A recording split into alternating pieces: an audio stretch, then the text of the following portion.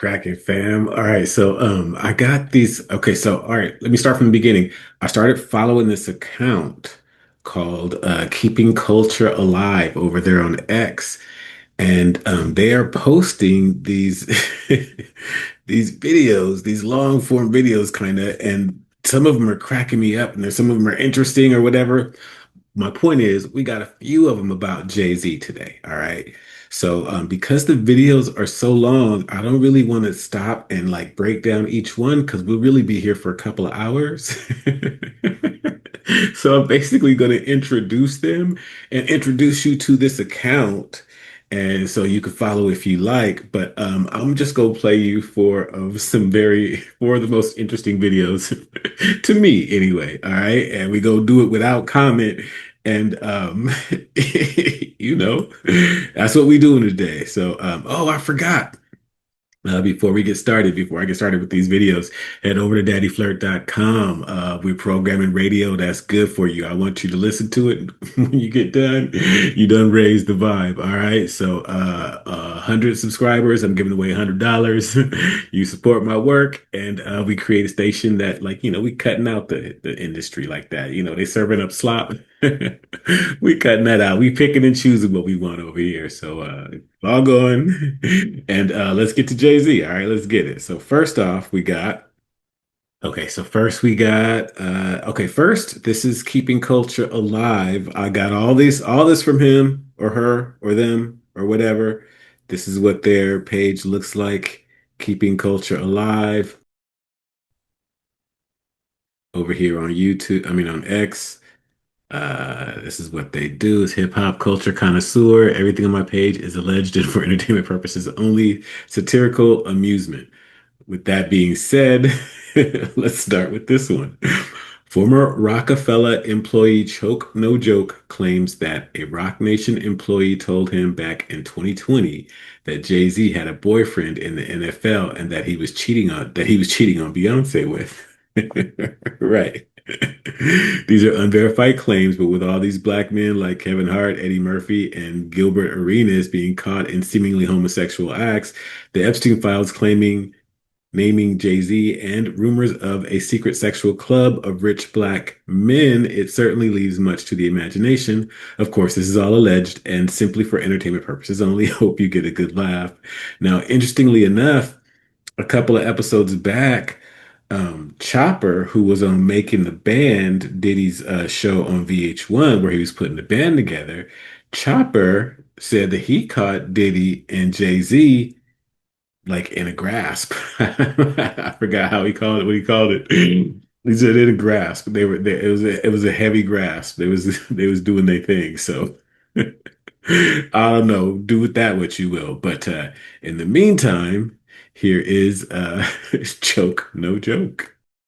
He has to be visible. There's a video with Jay New Boy Toy. He has on a pink suit too, light skin with braids at the brunch. Allegedly. They put it allegedly.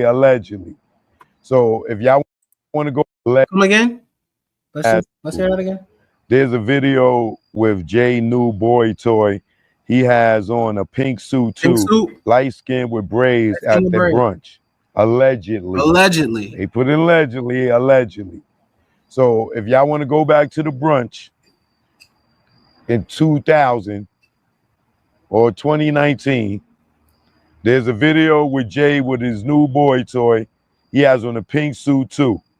That means that's probably the one when Jay had the pink suit. Light skin with braids at that brunch. Allegedly.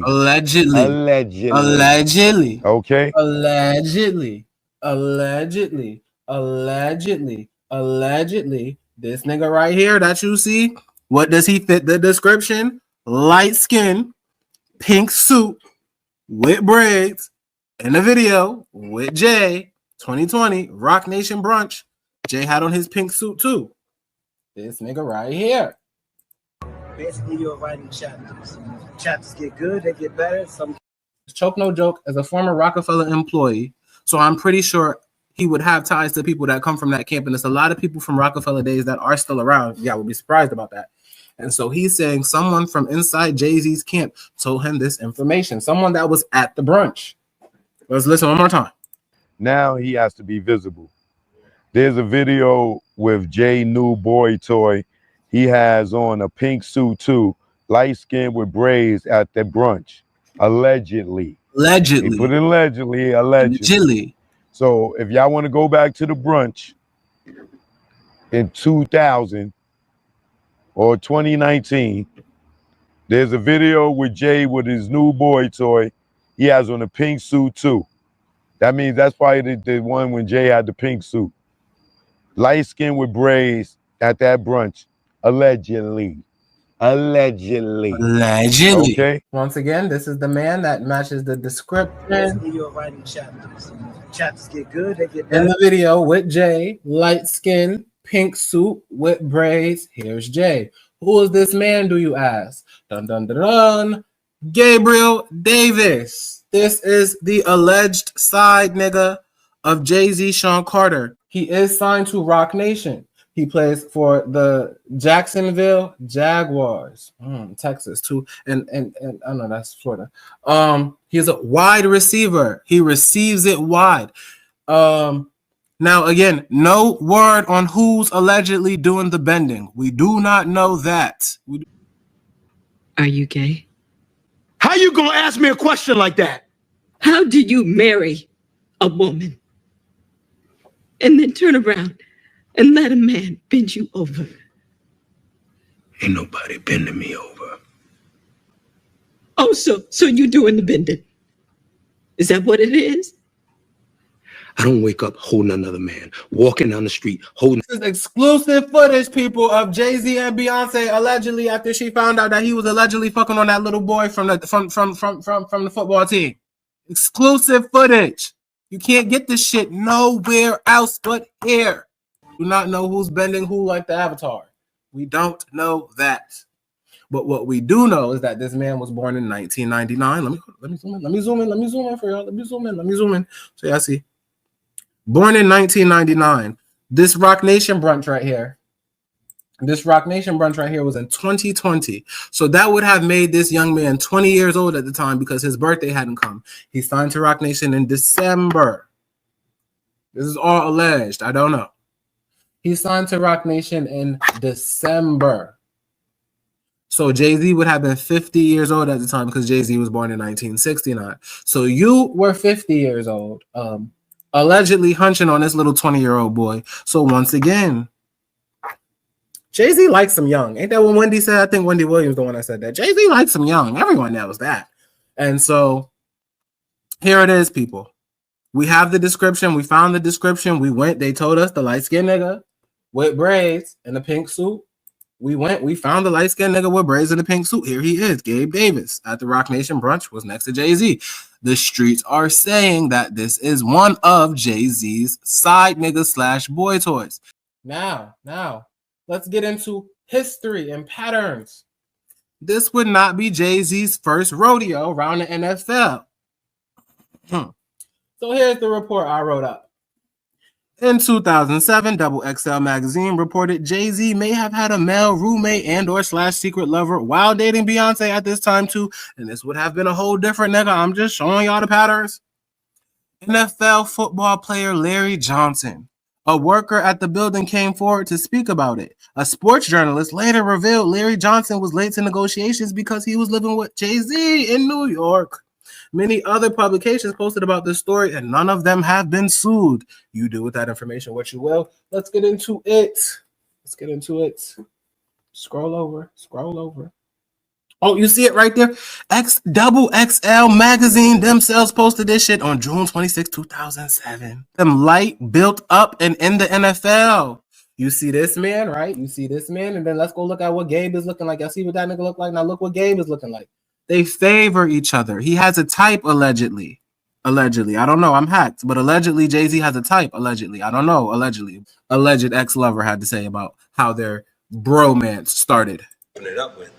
And being that, allegedly. I was repping so heavy, at that time, but I got signed with them, and then I got signed to do Rockaware too, and it really wasn't supposed to happen that way. Of course, when Dame and Jay split, right? It was like who's gonna go with who. So I ended up not knowingly, but I got put under the wing of Jay, and then I started doing the Rockaware shoots, and the more times I was in the Rockaware shoots and around Jay and around everybody else, in that clique, that I became real good friends with everyone. So it's been, I would say, about 4 or 5 years I've been knowing them and kind of growing with them, but it's still at the same time knowing it started to go way past the just putting on the chain and throwing up the rock sign. I became family after that. It started going way past me just putting on the chain and throwing up the rock sign. I became family. Tell me more, Larry. So it was, I'm in town. I go over and watch basketball games. I'm in town. I'm coming over the house. I'm going to go and watch college football games. So it's been on some real friendship. On some real friendship. On some real getting to know each other type shit. Rather than just business and what we're going to do for each other. Aside from football, I know you can play drums. I know you can play. Sounds a little romantic, folks, but I don't know. It's all alleged. Boom. Let's move on to the next thing that I want to talk about. So, here is one of Jay. All right, so we doing a little speculating, but we doing a little, I mean, this. Look, I'm just listening to it just like you guys are. All right, so yeah, there is that. Kudos, keeping culture alive. Next, Beyonce and Jay-Z can't catch a break. An anonymous officer from Nigeria has come forward to claim Jay-Z and Beyoncé participated with Epstein in the hunting of innocent children in Nigeria. This comes after Jay-Z and Beyoncé were mentioned in the Epstein files together over 100 times between them. A woman in the United States named Shakiyla Williams has also come forward in a lawsuit which was filed before the Epstein files were released to accuse them of being a part of Jeffrey Epstein's network that trafficked her as well. That is the next video we're going to play, but let's get into it, right? Before we do that, let's do this.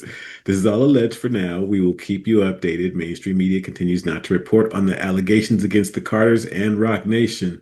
Thoughts? All right, let's get it. With the Lagos State Police Command, 15 years on the force. I can't give you my name because I'm not authorized to speak with the press, but I'm speaking out because somebody has to. I've seen corruption, I've seen crime, but nothing like this. When the survivors' statements came in last year, detailing Jeffrey Epstein's operations here in Nigeria, the human ants in the northern bush and southern forests, I was assigned to the initial inquiry team. We interviewed witnesses, collected evidence from remote villages, missing children reports dating back to 2002, strange aircraft sightings, locals paid off or threatened to stay quiet. The allegations are clear and horrifying. Epstein turned parts of our country into a playground for the super rich. Children, vulnerable kids from poor communities, were taken, stripped, released into isolated terrain, and hunted like animals. Guns, dogs, helicopters. For sport, survivors describe Jay-Z and Beyoncé being there on at least 3 occasions, laughing, directing, even killing when the moment felt right. Multiple witnesses describe Beyoncé stepping in for the final act on cornered victims, cold and deliberate. Another talked about skin taken afterward, human skin turned into leather for a tour outfit. We have names, dates, locations, credible enough to open a formal case. My team wanted to move fast, issue international arrest warrants, request Interpol red notices, question Jay-Z and Beyoncé through diplomatic channels. We had enough to bring them in for questioning, to seek real justice for the victims and their families who still wait for answers. But then the calls started, not from Abua, from Aya, very high. US embassy contacts, people with direct lines to Washington. The message was the same every time. Drop it, shut the file, no further action. They didn't threaten violence outright, they didn't need to. They said if we pursue this, if we name the celebrities or push for extradition, Billions in development funds, health programs, security assistance would be gone overnight. Sanctions on senior officials in our government, frozen assets, travel bans, diplomatic isolation that would hurt ordinary Nigerian more than anyone. Think about your country, they said. Think about the economy. This is bigger than one case. We were told to classify it as unsubstantiated rumor, archive the files, warn witnesses to stay silent. Some colleagues already transferred out or retired early. I'm still here, but I know my time is short. This isn't justice. This is protection. The powerful shield their own while our children disappear. The media does not report the truth. I'm speaking now because someone has to. The victims deserve truth. Their families deserve answers. If it costs me my badge, or worse, I won't stay silent anymore. The world needs to know the haunts happened. The names are real, and the cover-up is active right now from the top. Okay, so there is that also. Do with that what you will. All right, so next up, Shakiyla Williams. Did I get that right? Shakiyla Williams versus Roc Nation LLC, Jeffrey Epstein, Beyoncé, Tyler Perry, Disney, and others. In the paperwork, she lays out an alleged nefarious global network of individuals, including those named, who sex trafficked and abused her. This was filed back in October of July 2025. Another identical case was filed in 2020, once again swept under the rug, and the public was told it was a conspiracy theory. Why were Beyoncé and Jay-Z named so many times in the Epstein files when we know Jeffrey spoke in code? The whole world should know this young woman's name and her claims she's bringing up again against these people. All right, y'all, here you go. Check it out. Meghan Markle, Prince Harry, Kim Kardashian, Tyler Perry, Jeffrey Epstein, Disney, and Jane and John Doe 1 through 100. That represents a lot of the celebrities that I did not name. However, they are a part of this complaint, and it also represents various government actors, including the CIA and other agencies that facilitated my targeting. My preliminary statement is I, Shakiyla Williams, bring this action as a last resort, not for money or legal victory, but to place the truth into public record. My life has been systematically dismantled by a powerful, coordinated network of celebrities, corporations, hospitals, and government actors. I believe I was placed on a government watch list after being poisoned in an Ohio hospital. That placement triggered a series of devastating abuses, identity theft, surveillance, creative and financial exploitation, and trafficking. My likeness has been monetized by some of the world's most powerful entertainment figures. My daughter, who is now 18, has also been targeted.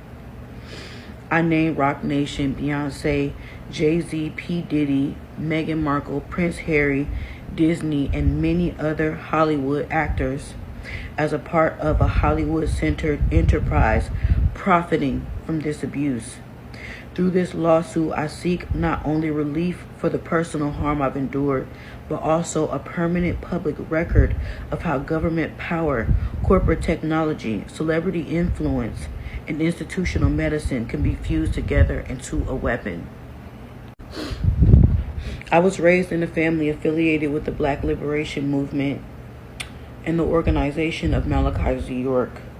This affiliation made me and my family, including myself, a target of government surveillance and retaliation. In 2009, I was connected to a small music label in Columbus, Ohio. A contract was presented to me and my mother signed it on my behalf. Soon after, my mother passed away under suspicious circumstances at Mount Carmel West Hospital. This hospital has since been sued for wrongful deaths and patient mistreatment. I believe my mother's death was not natural, but rather a consequence of her involvement with that contract and the larger trafficking network. After her death, I experienced a series of events that led to my poisoning in hospitals, including Doctors West and OSU. My medical records from those visits were erased or altered. I believe these poisonings were a coordinated effort to remove me as a threat or to convert me into a commodified vessel within a broader human trafficking system. It is my belief that the hospitals were alerted ahead of my arrival and that the medical staff were instructed not to provide proper care. Each time I sought medical attention for symptoms of poisoning, I was either told that nothing was wrong with me or denied the necessary tests that would have confirmed what was happening to me. Though I cannot prove how such a program works, this is what I believe based on my experience. Jeffrey Epstein, a financier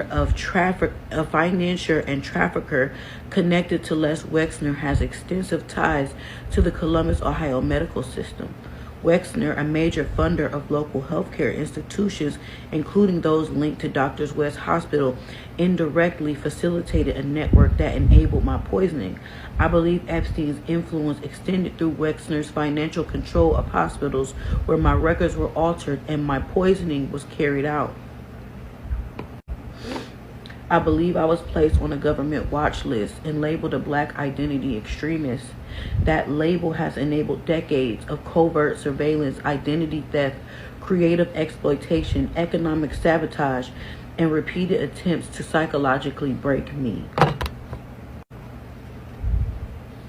My likeness, voice, and ideas have been stolen and repackaged by celebrities and media companies. I specifically name Roc Nation and Beyoncé, Disney, and others. Their works symbolically mirror and profit from the events of my life, while I have been silenced and rendered invisible. I was repeatedly followed by unknown individuals who were clearly hired to track my movements and intimidate me. These individuals would sit in cars outside my home for long hours, stand near my door and windows without explanation, and in several incidents fire guns into the air before fleeing the scene, designed to terrorize and destabilize me. I was also stalked while driving. Individuals were paid to follow me on the road, driving aggressively and attempting to run me off the road on several occasions. These dangerous acts were intended to intimidate, create constant fear, and potentially cause harm or force me into an accident. The stalking was persistent and highly coordinated. Police departments were also involved in the stalking. Officers in marked vehicles would aggressively follow me both on and off the road while I was walking or going about my daily activities. They would frequently turn on their lights and sirens directly behind me, only to drive off moments later. Police cruisers will also park outside of my home, flashing their lights into my apartments. These tactics were designed to create fear, instability, and the constant feeling of being watched and threatened. On numerous occasions, my vehicle was broken into or tampered with. These break-ins were not random. They were strategically timed to prevent me from leaving home, working, or attending important appointments. They represent a pattern of sabotage used to keep me isolated and financially dependent. Individuals entered my home while I was away and poisoned my food. These intrusions were covert and calculated, causing unexplained physical symptoms, hospital visits, and trauma. This tactic was used to inflict harm without traceable evidence. Some of my family members were also targeted. They were either threatened or bribed in efforts to turn them against me. In certain cases, relatives were pressured to participate in the spreading of false narratives or isolating me from sources of support. These tactics fractured my family ties and deepened my isolation. Those who attempted to support me or help me were themselves targeted. Some were threatened or stalked or publicly discredited. These tactics ensured that I remained isolated with no support network to escape or to expose the abuse. Defendants and their associates spread defamatory rumors about my sexual health and character within private symbolic circles. They used coded language and insider symbolism to destroy my reputation while avoiding public detection. Symbols were deliberately attached to me, symbols that only I would recognize, so that covert messages could be delivered in public forums.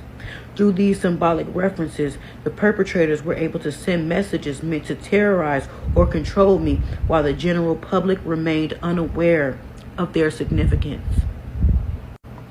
Crisis actors were hired to create and share fake viral stories that mirrored my lived experience.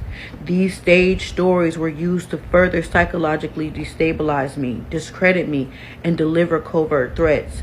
These stories often went viral as part of a larger social media trend designed to ridicule, mock, or signal harm to me. That was crazy. She says she was in videos or something, and I totally, she looks familiar. Like I've seen that like speckled type face before, but what is this here? Second victim in Nigeria has come forward. Ooh, I didn't know that. Audio of victim is attached as she detailed Jay-Z's alleged hand in Epstein's work. Okay, folks, let's check it out. Fucking hell, guys, in newly surfaced footage, an Epstein victim testifies that Jay-Z allegedly ran child safaris in Africa. Fucking hell, for Jeffrey Epstein's VIP associates and the global elite. Stared into the abyss of elite depravity and lived to speak of it. In the heart of Nigeria, far from the red carpets and sold-out arenas, she explains how a world-famous American music icon has turned her land into his private hunting ground. Human safaris, satanic blood rites, trafficking networks that feed on the darkest appetites of the global elite. These are not rumours whispered in back alleys. They are the lived nightmares of survivors who have escaped, and the silent graves of those who did not. I'm a mother, a widow, and a survivor who's dedicated my life to helping other victims here in Nigeria. I speak plainly because the truth can't hide behind fancy words anymore. The American music star everyone treats like a god, Jay-Z, is no hero, he's a predator. He's been coming to Nigeria for years, first with Jeffrey Epstein on those private jets, then alone, then with other celebrities, actors, singers, billionaires. They don't come for music, charity, or culture.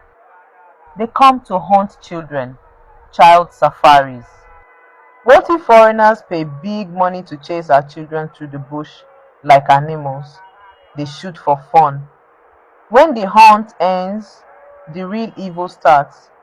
Satanic rituals, blood ceremonies, bodies used in depraved ways I can't bring myself to repeat. They celebrate it all, toasting like it's a game. In Nigeria, these men are feared. Their names shut people up. Politicians take bribes and look away. Police vanish when the convoys arrive. No one speaks out openly. I know this because I survived it myself. Years ago, my brother and I were taken by Epstein and his friend Bono during one of their visits here. We were used, abused, and barely escaped with our lives. The trauma never fully leaves, but it turned me into someone who fights back. Now I help other victims. I listen to their stories, connect them to safe places, and keep records of what's happening. My friend's daughter, Temi, she was only 14, doing well at high school, so full of hope. One evening, she didn't come home from school. Days of agony for her family. Then one morning, she was dumped at their gate. Alive, but shattered. Scars on her body, emptiness in her eyes. She described the estates, being haunted, the children who didn't survive the rituals. They released her as a warning to increase our fear. They are saying, we can take anyone anytime. Most who are taken never return. They're trafficked out, sold across borders, used for organs or worse. People call our traditions savage, primitive. But these rich foreigners, they hunt children for sport and drink blood in their rituals. That's not civilization. That's pure evil on a level we never dreamed. I'm not staying silent. Silence protects him and his network. The world dances to his music while our children vanish. He performs on stage with his Satan worshipping wife with our blood on his hands. I speak for Temi, for the ones who didn't make it back, and for every family still waiting. God allowed me to survive Epstein's world so I could help end this nightmare here. If these words reach someone who can act, investigate, expose, stop it, then maybe the hunt ends. Maybe more children come home safe. A survivor doesn't stop fighting, neither do I. This is all just allegations and alleged behaviour from a potential victim. The accusations describe tours where vulnerable children were exploited, adding a disturbing new layer to the Epstein scandal. I mean, this could be well why Jay-Z's just done a high fly from America. He's literally just done a runner from the States in the last couple of days. These revelations are fueling new outrage over elite networks, potential human trafficking, and accountability for those connected to Epstein. Investigations are currently ongoing. As I said, this is just allegedly. We don't 100% know if this is true. This is alleged accusations from a potential victim of Jeffrey Epstein. We don't know if this is 100% true, but it is interesting that Jay-Z has just left America just as this revelations are all coming out. Okay, we got a whole lot of allegations. Here's the thing. No one is alleging I did any of this kind of stuff. There's just no allegations. Nobody's going to accuse me of this kind of stuff. You know what I'm saying? There's nobody that's going to accuse me and say that I went to a human hunting party. So I don't know who you running with that these kind of accusations come up towards you. But yeah, that seems like that would be a problem, right? Yeah. Oof. Okay. All right. We'll see how that plays out. And last but not least, this one, you know, this one is just somebody that worked for them for a long time and fell on hard times. And, I hope the message reaches them. So the daughter of Terry Cooley, Beyonce's stage manager of 20 plus years, has come forward to reveal after working for Beyonce for over 2 decades with 22-hour work schedules, he was let go. Wise, sinister.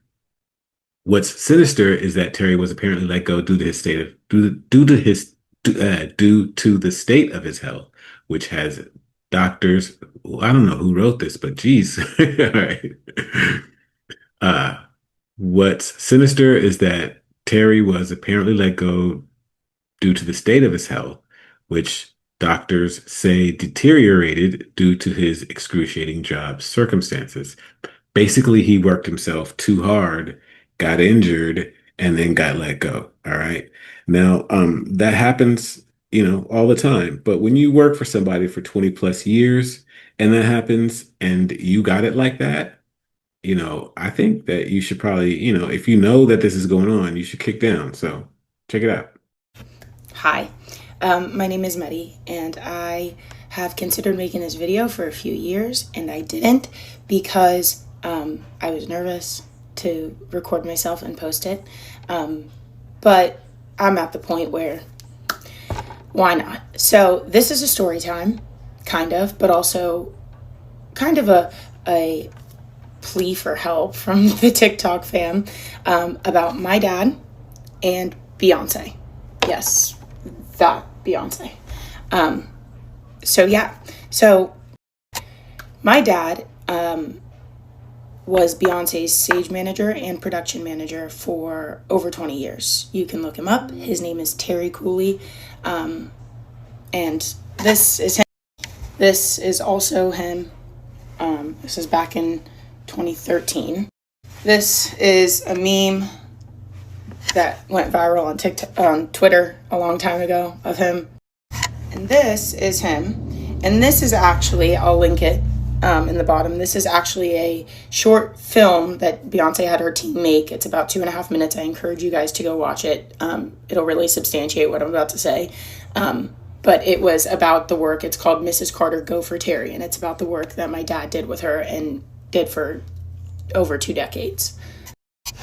And this is my dad. And this is me and my brothers and my mom. And this was at my graduation. And so that's my family. So here it goes. My dad worked for Beyoncé again for a really long time. And throughout those years, he was, the stage production manager. And for those of you who don't know what that position entails, it's everything. She is known for putting on some of the most elaborate, amazing, beautiful tours, concerts ever, and my dad was at the heart of them. There's usually a couple different stage and production managers, one that designs the stage and controls the design of the stage, and then one who oversees the creation of the stage and the actual show, putting on the show, piecing everything together. And that is my dad. He is the heart and soul behind the Beyoncé that you guys know, behind the performances and the shows put on by the Beyoncé that you all know. So yeah. So around a couple of years before COVID, maybe a year before COVID, my dad, who also tours with other people, whenever Beyonce's not on tour, he's toured with many, many other people. And so at the time, he was doing I believe a residency with Mariah Carey in Las Vegas. And there was an incident where, it's kind of complicated, but essentially he collapsed and he was having some issues with his neck, some impinged nerves. They had to take him to the hospital. He had to be taken off the residency. He came home. He ended up having to get surgery. It was a pretty big deal. But the I guess diagnosis was essentially that my dad was overworked. And that's not by any fault particularly of Beyoncé or anybody else. My dad's just a really hard worker. And going back, if you go watch this video, it will exemplify that. My dad worked 22-hour days when he was on tour, and he'd be on tour for months at a time, traveling the world. So you go from airplane to tour bus to working 24-hour days, setting up, starting, closing down a show, sleeping for 3 hours, and then doing it in another city the next day. So my dad worked his ass off my entire life. And as a result, he ended up having some very extensive and severe physical trauma. So he ended up getting treated. He got his surgery, and then COVID happened. And when COVID happened, there were no tours, and my dad got paid on a as work basis. So when there's no tours, there's no money. And so during those couple of years during COVID where there were no tours to be had, my dad had to use his savings to pay all of my family's bills. And that ran out. And so the house that my parents built when I was little and that I grew up in, my parents had to sell it because they didn't have any money. And so they sold their house and moved into my grandmother's house. And then less than a year later, the Hurricane Helene hit, and my grandmother's house flooded. And it flooded about 5 feet, and my parents were displaced. My grandmother went and moved into my aunt's house, and my parents, by the grace of God, literally, and our church and the connections in our small town, were able to move into a home owned by this man from our community who's been so kind to let them stay there for over a year. During which time my dad has done everything he can to fix the house. But financially, it's just, they're at a stopping point and they can't get back into their home. But nevertheless, going back into how this is relevant to Beyoncé. My dad spent a few years during COVID rehabilitating, and he never fully got back to, the physical ability level that he was at before his incident. But nevertheless, he rehabilitated himself extensively, and he was elated when he got a job opportunity to go with Beyoncé to a hotel opening, if I'm remembering correctly, in Dubai. And so, this was a big deal. This was the first time my dad had gone back out into the field since his injury. He was excited. He missed his work. He needed the money, right? So he goes out to Dubai. And I can't remember exactly how long he was out there for, but essentially he got fired because of his physical state. The team that was working for Beyonce at the time, and mind you, again, my dad has been not only on Beyonce's team, but one of the head people in Beyonce's team for 20 plus years since he was working with since she was in Destiny's Child. They decided that he just wasn't keeping up enough because he couldn't walk fast enough and he couldn't move quickly enough, even though there are plenty of positions that they could have given him where he could sit behind a desk and help design the stage, or, have fewer, maybe not be expected to work 24 hours straight, right?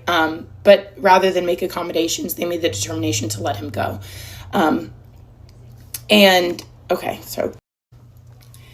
So long story short, here we are today in 2026. And my dad has been out of work for a few years. And they being my mom and dad, have hit a financial wall that my brothers and I can only help so much with, because this is the American economy, right? We have to take care of a million things. And I worry about my dad because he put his heart and his soul into Beyonce's career and other celebrities too, but primarily her. And they cut him loose and fired him after 20 something years of service, after he gave his health and his body to helping her succeed. And without so much as a livable or a substantial severance. So where we're at now is that my dad is suffering financially and he's suffering emotionally because he was basically, my boyfriend compared it to Cam Newton the other night, if you're a football fan, but, those who know that, I guess Cam Newton said once that he knows in his mind that he's done playing football, but he doesn't know in his heart. And that's my dad. Sorry. So anyway, I'll make this short. My dad has given his all to his career, and the fact that it was cut short is really painful to him. And so that, plus the fact that financially it has crippled him, has put him in a terrible place that I never want to see someone that I love, let alone my dad, who I look up to and is the light of my life. So if you could go watch the video, that'd be great. And if you could tag Beyonce and ask her to make things right with my dad and maybe apologize for disregarding the career that they had, that would be great. I don't know. And if you have anything nice to say that I could pass along to him, that would be great, because he deserves it. And that's it. Thanks for watching. Get ready to go, guys. All right, guys, get ready to start the show. Everyone stand by. Here we go again, right? All right, now, go.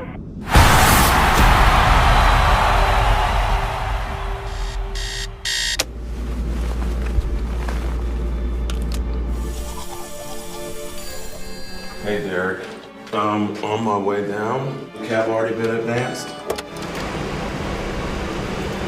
I see myself as someone who basically can get a show built, create a consistent performing environment, and to be connected to the show is really important to me.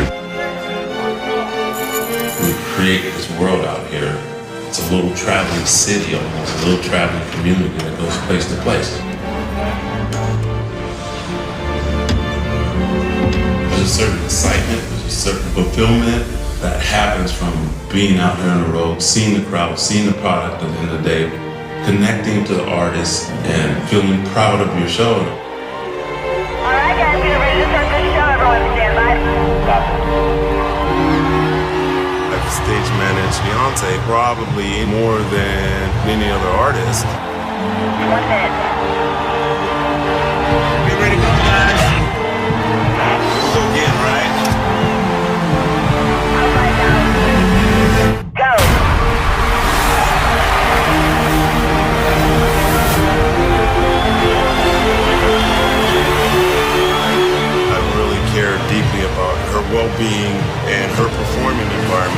stage.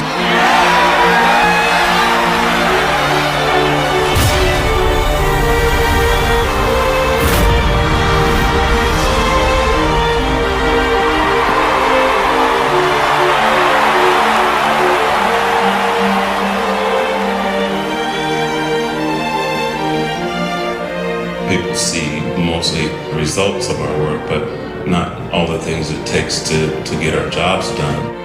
And at the end of the day, we get ready to do it again.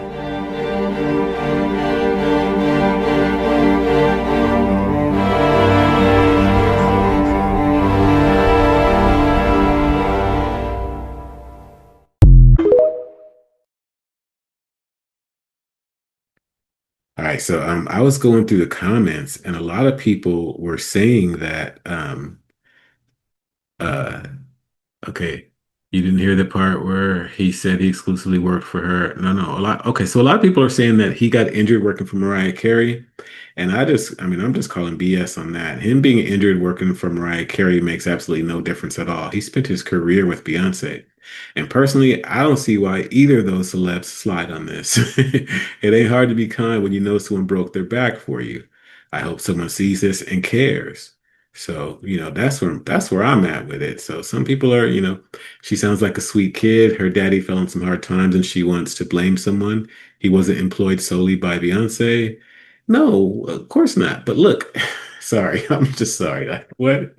You got an employee that's putting your stages together for 20 plus years and you're not gonna kick down a little bit? I mean, hey. So sounds like there were good gaps of time between gigs. Wouldn't hurt Beyonce to stroke him a check, but I don't think she's required to. Disability. You didn't hear the part where she said he exclusively worked for once contractually and could only do her jobs if Beyonce had nothing going on. So yeah, I don't know. What do you guys think? Leave it in the comments. Let me know what you're feeling. As far as I could tell, yeah, they need to kick down her and Mariah, as far as I could tell. But who knows if they even know that this is going on, is the whole thing. So, who knows if they even know?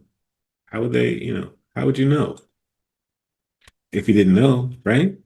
So yeah, hopefully it gets to them. And that's all I have to say about that. All right, y'all. I'll catch you on the next one. Log on to daddyflirt.com. And yeah, catch you on the next one. Late.